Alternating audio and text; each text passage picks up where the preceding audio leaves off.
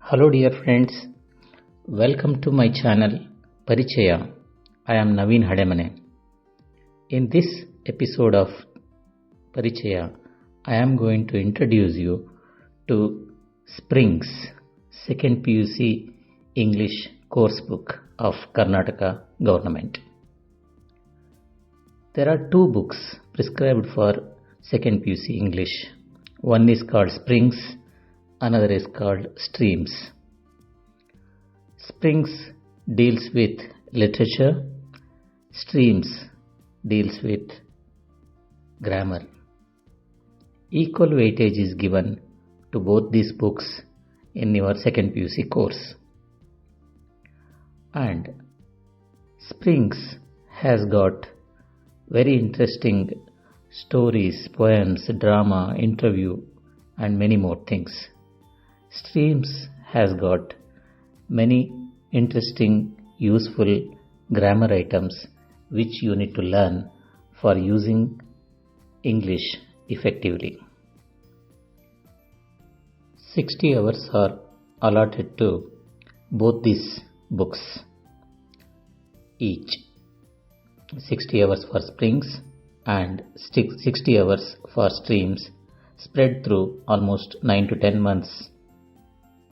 And I am going to introduce you to Springs, the English course book for 2nd year PUC.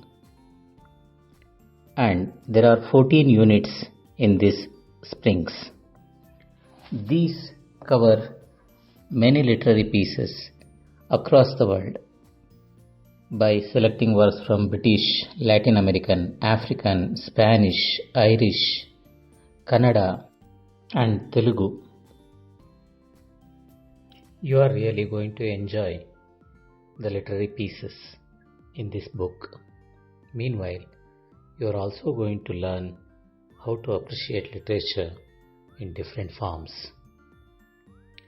Among these 14 units, 6 are poems and 7 are prose units. Among 7 prose units, you have got 1 play, 1 travelogue, 1 interview, and 2 newspaper or magazine articles, and you have 3 interesting stories. And 60 teaching hours are allotted for teaching these 14 units of Springs, the course book for 2nd PUC English. The very first unit you have got is Romeo and Juliet. Romeo and Juliet is a drama written by the greatest playwright of the world, William Shakespeare. It's a tragic drama, and 2 persons, that is Romeo and Juliet, who belong to rival families, love each other intensely.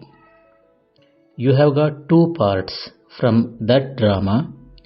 In the first part, you have got Romeo appreciating the beauty of Juliet, and in the second part, Juliet is appreciating the charm of Romeo. In these 2 parts, William Shakespeare uses his beautiful language to express love for each other. Romeo uses contrasting imagery to describe the beauty of each other. Black and white are shown through different imageries. You will really appreciate the language and the skill of Shakespeare as a poet. Coming to the second unit of your text, which is a story written by the writer Count Leo Tolstoy. He is known for interesting novels and short stories he has written. This is one of them. This is a story which happens in a small country by name Monaco. It's a very small country in terms of population, area, and number of soldiers in the army, everything. And there is a small king also, and he runs the kingdom with the help of the tax or the revenue he gets from a gaming house. And a murder happens there in that country. It's a very new situation for them, and they decide that the criminal should be killed. But they don't have a machine, they don't have an expert, and it's expensive also. So, due to various reasons, they change the death punishment into life imprisonment. After some time, they realize that life imprisonment is also becoming expensive. What happens next? You are going to learn in that story. Coming to the third unit, it's an interesting poem by Khalil Gibran. The name of the poem is On Children. Khalil Gibran is known for his philosophical poems, prose poems, taken from his famous collection by name The Prophet. There is a movie based on this book which is also named as The Prophet. It's available on Netflix. You can watch it. You will really enjoy. In this particular poem, the poet talks about how should parents perceive their children, how they can let them go free, and how they should be less possessive about them. Because he says that children are like arrows and parents are like bows, and the God is the archer. The archer takes care of the bows as well as arrows, and the children have their own special identity, and the parents need not impose anything and everything on them because they have their own thoughts. You can't impose your thoughts on them. If possible, just give them love. And so goes the poem. The fourth unit is Everything I Need to Know I Learned in the Forest. It's an article written by Vandana Shiva. She is one of the leading environmentalists in the world. In this article, she talks about her ecological journey and how it started with the Chipko movement in the Himalayan region. It was a movement that happened in 1970s by the peasant women of the Garhwal Himalaya region. Later, she talks about how she also took part in that movement and she understood how biodiversity is very important for our earth. So she starts Navadanya movement and Navadanya farm to demonstrate and learn about biodiversity. In the next part, she talks about how human beings have our voice to rise for our own rights, but Mother Earth doesn't have. So she should also be protected in the same way we protect our rights. Then she talks about Earth University and Tagore's essay Tapovan. The fifth unit is A Sunny Morning.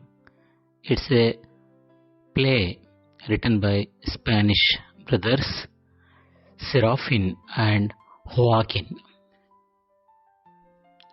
Donna Laura and Don Gonzalo, both almost 70 years old, meet accidentally in a park in Madrid. Initially, they don't like each other due to each other's behavior, but later, slowly they begin to talk, by which they realize that they had been old lovers during their young age. Now Gonzalo is an old man, no more a gallant young man riding the horse, and Laura is an old woman, not anymore the silver maiden once she used to be. So both hide their real identity and build some stories. Both think that the other is innocent and only himself or herself is clever. By the end of the play, they become good friends and think of meeting again in the next sunny morning. The sixth unit is When You Are Old. It's a poem written by W.B. Yeats, who is an Irish poet. He is addressing his beloved and saying that when she becomes old, she is going to read the book of poems he is writing now, and then only she will remember her past youthful days, and she would also remember how beautiful she was and how many admirers she had, and there were so many people who loved her physical beauty and her glad grace. But only then she would realize that only one man loved her pilgrim soul and the sorrows of her changing face. Now that she has become old, now only she would realize that she missed that love which was very truthful, and that truth love escaped from her and paced upon the mountains overhead, and finally it went to the skies and hid his face. The love hid his face among the stars. So love once rejected is lost forever, says the poet. The seventh unit is a Kannada Shah story written by P. Lankesh by name The Gardener. This is a mysterious story told in different layers. In the beginning, there is an old man who comes as a worker in the form of a person. That person becomes lethargic after the old man comes and begins to work at his farm.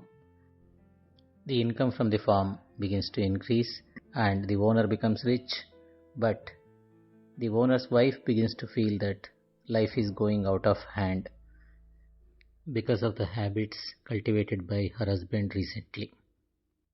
When she was in a fix like this, one day she meets the old man who was working in her farm, and the old man behaves as if he understands everything, and he begins to tell the story.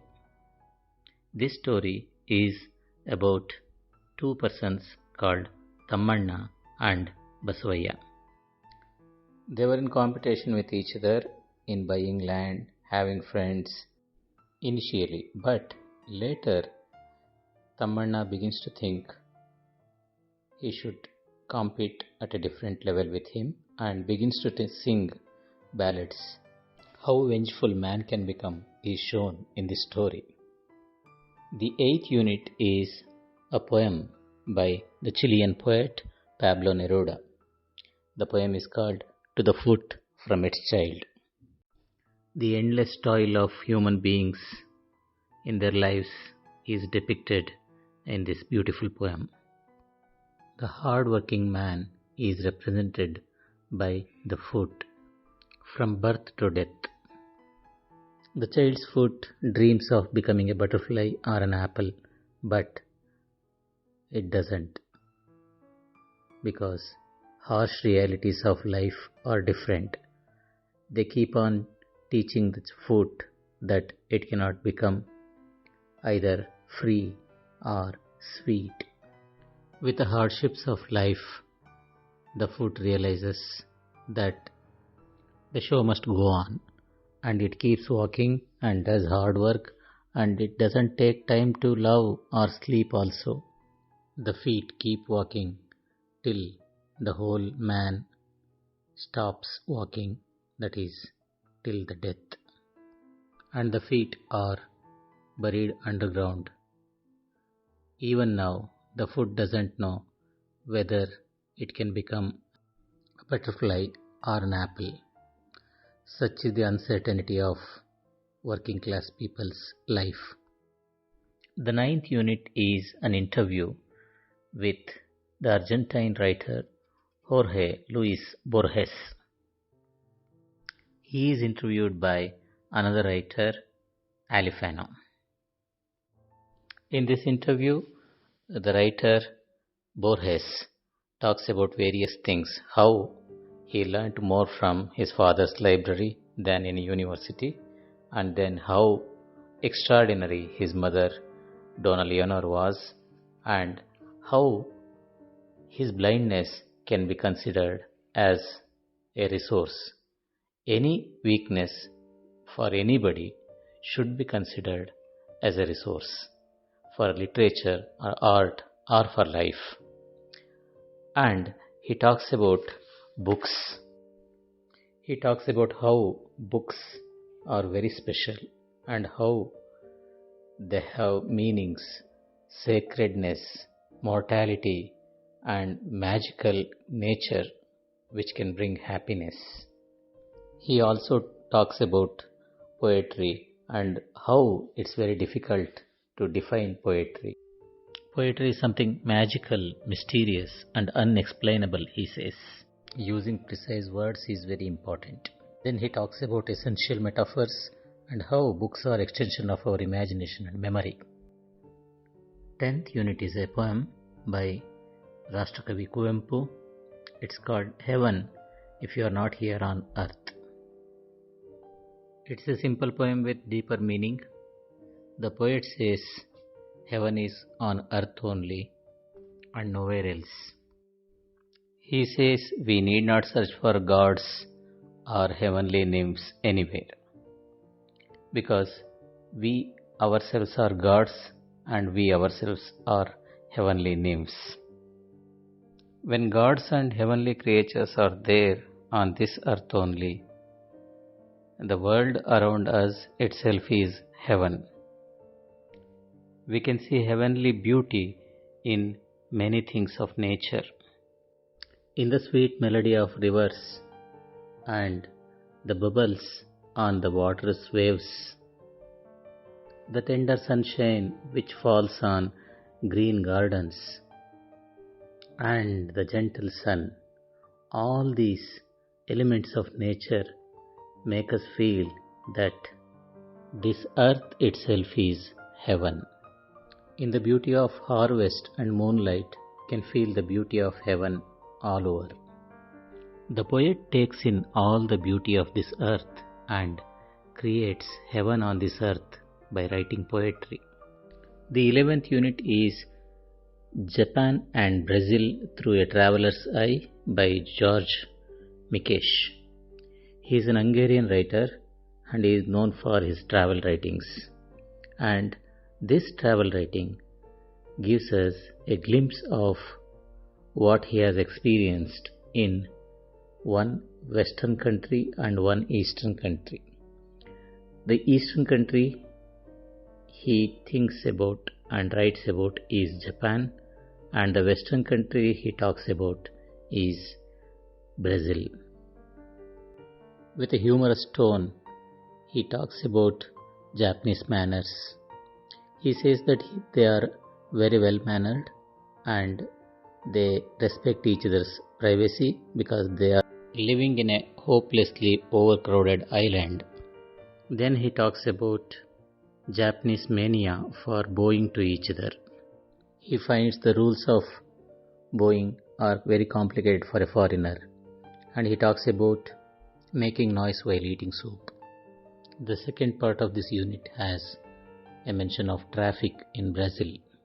Brazilians have time to decorate the pavements they walk on, but once they get a steering wheel, no speed is enough, and it's impossible to cross the roads there. The 12th unit is a Nigerian story by Chinua Achebe. The story is called The Otter.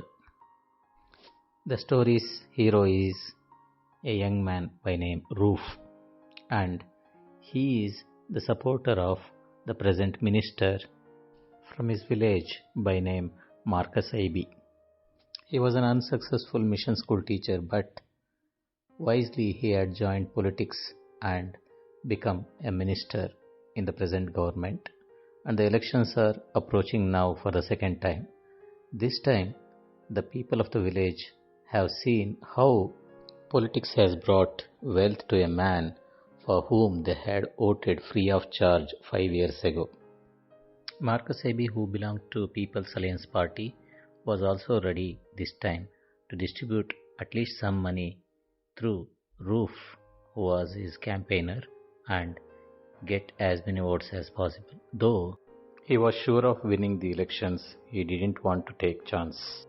Roof was considered a star campaigner for him, but the opposition party, Progressive Organization Party, offers Roof £5 and asks him to vote for Maduka.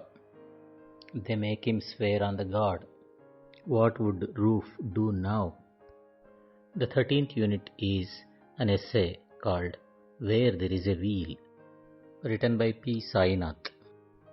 In this essay, we are introduced to Pudukkottai, which is an economically backward district in Tamil Nadu. In Pudukkottai, thousands of rural women have chosen bicycle as their medium of movement.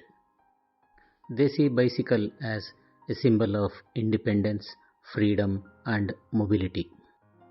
1/4 of all rural women have learnt cycling. Most of these women are neoliterates of Arivoli Iyakkam program. Women are no more dependent on men now. This is the brainchild of former district collector Sheila Rani Chumkat. She decided that we should give mobility to rural women. Then only they would come out of their houses easily and do something worthwhile. Now teachers, gram sevikas, midday meal workers, gem cutters, quarry laborers, village health nurses, all are into cycling. Through cycling they have found that where there is a wheel, there is a way. The last and 14th unit is a Telugu poem by Challapalli Surupa Rani called Water. She says that water knows everything, every discrimination, every hardship faced by marginalized people. She says the water is witness to centuries of social injustice. Water knows the discriminations between Jews and Christians, between subcastes, between village and Vada, between rich and poor. The concept of water is not as simple as H2O for her. It's a mighty movement. The poet quotes incidents from Mulkraj Anand's novel Untouchable and Karamachedu Suvartama, who opposed Kamma landlords, and Mahad struggle that took place at Chadar Tank. All these struggles are examples of fighting for water. She also mentions Malapalle burning to ashes for a want of pot of water. She also says either it is drought or flood, the sufferers are poor ones only. She ends the poem by saying water has become a multinational product now. See how we get a panoramic view of the whole society through these 14 units prescribed for the second PUC students studying English. Thank you. See you in the next video.